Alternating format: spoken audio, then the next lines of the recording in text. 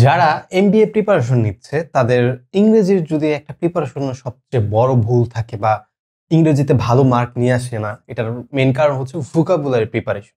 আপনি যে কোনো একটা কম্পিটিটিভ এক্সাম দেবেন, ইংরেজি প্রিপারেশনের মেইন জায়গায় হচ্ছে ভোকাবুলারি ঠিক মতো পড়া বা মেমোরাইজ করা। এখন এই যে ভোকাবুলারি গুলো আমরা পড়ি, এই যে এগুলো অনেক আমাদের ভুল থাকে, যে পড়ার স্টাইল বা ভুল অনেক থাকে। যে আগে আমাদের যেরকম হইতো যে ডাইরেক্ট ভোকাবুলারি মুখস্থ করতেছি, ওগুলো হচ্ছে আমাদের ঐরকমই দিয়ে দিচ্ছে, ওগুলা দিতেছি। কিন্তু বাট এখন যদি আপনি দেখেন এমবিএ পরীক্ষাগুলো বা যেকোনো কম্পিটিটিভ এক্সামে বা জবের ক্ষেত্রে আপনার কনটেক্সচুয়াল ভোকাবুলারি বেশি থাকে।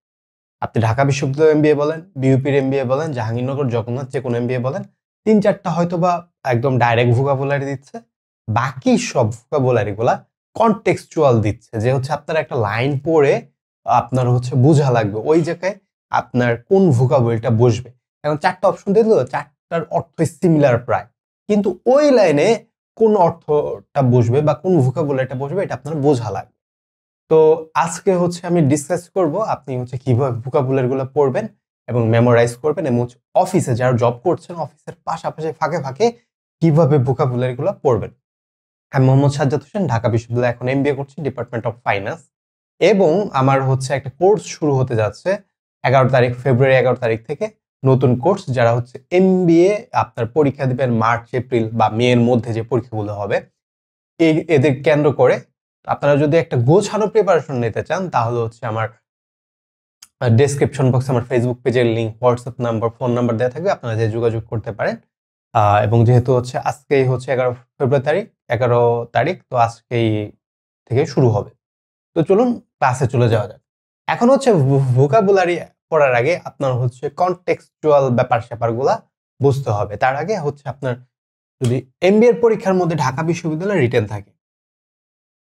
রিটেন থাকে এবং আপনি যদি জব প্রত্যাশী হন, যে হচ্ছে আমার কাছে যারা কোর্স করে তারা দেখা যায় হচ্ছে 60-70% জব করে, আর 30% যারা হচ্ছে সদ্য গ্রাজুয়েট এবং হচ্ছে তারা গভর্নমেন্ট চাকরিরও প্রিপারেশন নিচ্ছে। তো ধরে নিলাম আপনি হচ্ছে গভর্নমেন্ট চাকরিরও প্রিপারেশন নিচ্ছেন, ঠিক আছে, জব প্রিপারেশন। ওই জায়গায় আপনার কি থাকবে? রিটেন থাকবে।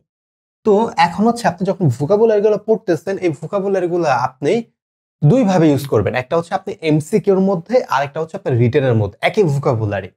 প্রথমত আপনি যখন ভোকাবুলারি গুলো মুখস্থ করতেছেন, আপনি লাইন তৈরি করেন।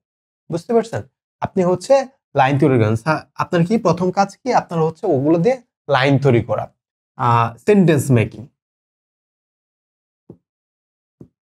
সেন্টেন্স মেকিং যেই ভোকাবুলারি, সাপোজ ধরেন আপনি হচ্ছে কোনো ভোকাবুলারি পড়তেছেন, 10টা ভোকাবুলারি প্রতিদিন পড়তেছেন, ওগুলো দিয়ে পাশে লাইন তৈরির চেষ্টা করেন। এখন হচ্ছে অনেক ভোকাবুলারি বইতে লাইন তৈরি করা আছে, কিন্তু ওইরকম না, আপনি নিজের মতো করেন। আপনি হচ্ছে ওগুলা বিভিন্ন কনটেক্সটে আপনি হচ্ছে ফেলে লাইন তৈরি করেন। এখন হচ্ছে আমি এই কনটেক্সট যখন হচ্ছে ফেলবেন, ওই জিনিসটা অনেক বেশি মনে থাকবে। আমি একটা বলি, আয়মান সাদিক যে ভাই আছে, উনি হচ্ছে প্রায় 2-3 বছর আগে যখন উনি গ্রাজুয়েট কোর্সে হয়েছে, তখন হচ্ছে আপনার উনি একটা স্ট্যাটাস দেওয়া দিছিল যে এরকম, যে তার 4 বছর যে সে অনেক সুন্দর করে ইউটিলাইজ করছে। তো ইউটিলাইজ কথাটা হচ্ছে ছিল। তো ওই সময় আমি ইউটিলাইজ কথাটা বা ওয়ার্ডটা আমি জানতাম না। আমি কি করলাম, যে হচ্ছে একবার সার্চ করলাম যে হচ্ছে আচ্ছা ইউটিলাইজ মানে কি? ইউটিলাইজ মানে হচ্ছে সদ্ব্যবহার করা। কোনো কিছু সদ্ব্যবহার, টাইমের, মানুষের, যেকোনো কিছুর সদ্ব্যবহার করা। তো ওই সময় খালি আমি একবার দেখছিলাম যে হচ্ছে আচ্ছা সদ্ব্যবহার করা। পরবর্তীতে কিন্তু আমি ভুলি নাই। এখন ভুলি নাই যখন আমি পরবর্তীতে আইসা রিয়ালাইজেশন করছি কেন আমি ভুলি নাই। কারণ হচ্ছে ওটা আমি কনটেক্সটে ফেলে মনে রাখছি। যখনই হচ্ছে আমি মানে সদ্ব্যবহার কিছু আসে, ইউটিলাইজ ব্যাপারটা আইসা পড়ে। তো আপনার কি সেন্টেন্স তৈরি করতে হবে। দ্বিতীয় কি, কনটেক্সটে ফেলতে হবে। হ্যাঁ, এখন হচ্ছে এই যে বললাম যে আপনি হচ্ছে এমসিকিউ প্লাস আপনার হচ্ছে রিটেন, প্লাস কি রিটেনের জন্য একসাথে প্রিপারেশন নেবেন। কিভাবে নেবেন এটা বলি আমি। আপনি যখন সেন্টেন্স তৈরি করতেছেন, দেখেন কনটেক্সটে ফেলে সেন্টেন্স তৈরি করতেছেন। সাপোজ ধরেন একটা রিটেনে একটা টপিক আসলো যে হচ্ছে আপনার মেট্রো রেল নিয়ে লেখেন, বা হচ্ছে আপনার পদ্মা সেতু নিয়ে লেখেন, বা হচ্ছে কক্সবাজার নিয়ে লেখেন। এখন হচ্ছে সবাই কিন্তু বলবে কি যে হচ্ছে longest sea beach, it is beautiful, it is important for our country. কিন্তু আপনি কি লিখবেন? It is most significant. আপনি কক্সবাজার নিয়ে ধরেন হচ্ছে বর্ণনা করছেন, it is one of the most significant sea beach I have ever seen. ধরেন আপনি অনেক সি বিচে গিয়েছেন, and it is one of the beach that significantly changes my life. আপনি ইম্পর্টেন্ট জায়গায় আপনি হচ্ছে ইউজ করলেন সিগনিফিকেন্ট। এখন আপনি 5টা সেন্টেন্সে যখন হচ্ছে অল্টারনেটিভ ওয়ার্ডগুলো ইউজ করা শুরু করবেন, তখন হচ্ছে আপনার অলরেডি আপনার লেখাটা অনেক হচ্ছে অটোমেটিকলি সুন্দর হয়ে যাবে। তো আপনার কি, তো এই যে এমসিকিউ প্রিপারেশন নিচ্ছেন, সাথে সাথে কিন্তু আপনার সেন্টেন্সেরও আপনার হচ্ছে মেকিং তৈরি করতেছে। এক ঢিলে 2 পাখি মারা। আপনি এরকম না যে হচ্ছে আপনি সেন্টেন্স মেকিং ছাড়া বা কনটেক্সচুয়ালে মেকিং ছাড়া চান্স পাওয়া যাবেন।